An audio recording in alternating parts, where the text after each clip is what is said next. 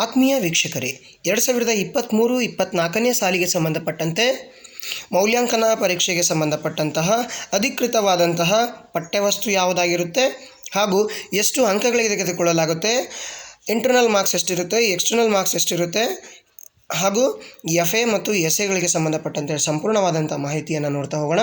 ಬನ್ನಿ, without wasting the time.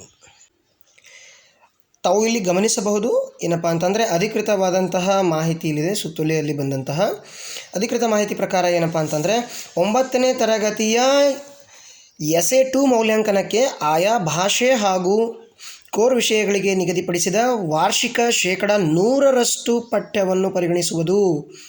ನೋಡಿ, SA2 ಮೌಲ್ಯಾಂಕನಕ್ಕೆ ಏನು ಮಾಡಬೇಕಪ್ಪ ಅಂತಂದರೆ, ಆಯಾ ಭಾಷೆ ಆಗಿರ್ಬೋದು, ಕೋರ್ ವಿಷಯ ಇರ್ಬೋದು, ನಿಗದಿಪಡಿಸಿದ ವಾರ್ಷಿಕ 100% ಪಠ್ಯ ಅಂದರೆ ಪೂರ್ತಿ ಸಿಲೆಬಸ್ ಇರುತ್ತೆ. ಆಂತರಿಕ ಅಂದರೆ ಕಂಪ್ಲೀಟ್ ಸಿಲೆಬಸ್ ಇರುತ್ತೆ. ಸೆಕೆಂಡ್ ಸೆಮಿಸ್ಟರ್ ಅಷ್ಟೇ ಇರೋದಿಲ್ಲ. ಓಕೆ, ಕಂಪ್ಲೀಟ್ ಸಿಲೆಬಸ್ ಇರುತ್ತೆ 9ನೇ ತರಗತಿ ವಿದ್ಯಾರ್ಥಿಗಳಿಗೆ.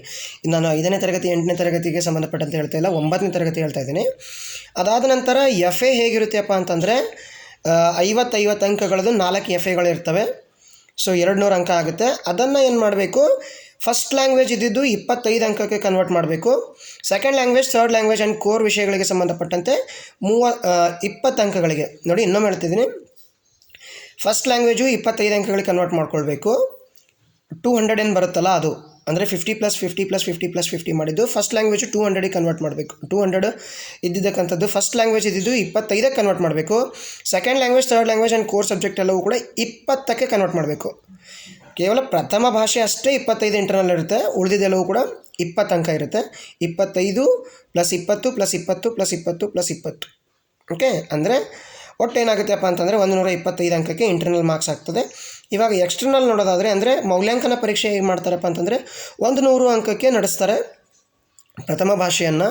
ದ್ವಿತೀಯ ಭಾಷೆ, ತೃತೀಯ ಭಾಷೆ ಹಾಗೂ ಕೋರ್ ವಿಷಯಗಳು 80 ಅಂಕದ್ದಿರುತ್ತೆ. ಯಾವ ರೀತಿಯಾಗಿ SSLCಯಲ್ಲಿ ಇರುತ್ತೋ ಅದೇ ರೀತಿಯಾಗಿರುತ್ತೆ. ನೋಡಿ, ಇಲ್ಲಿ ಏನಾಗುತ್ತೆಪ್ಪ ಅಂತಂದರೆ, ಒಟ್ಟು 500 ಅಂಕಗಳಿಗೆ ಪರೀಕ್ಷೆ ನಡೆಯುತ್ತೆ. ಅಂದರೆ 125 + 500 ಅಂದರೆ 625 ಅಂಕಕ್ಕೆ ಯಾವ ರೀತಿಯಾಗಿ SSLCನಲ್ಲಿ ನಡೆಯುತ್ತೆ ಅದೇ ರೀತಿಯಾಗಿ ಇಲ್ಲೂ ಕೂಡ ನಡೆಯುತ್ತೆ. ಅಂತಿಮವಾಗಿ ಫಲಿತಾಂಶ ನಿರ್ಧರಿಸಲು ಆಂತರಿಕ ಮೌಲ್ಯಮಾಪನದ ಅಂಕಗಳು.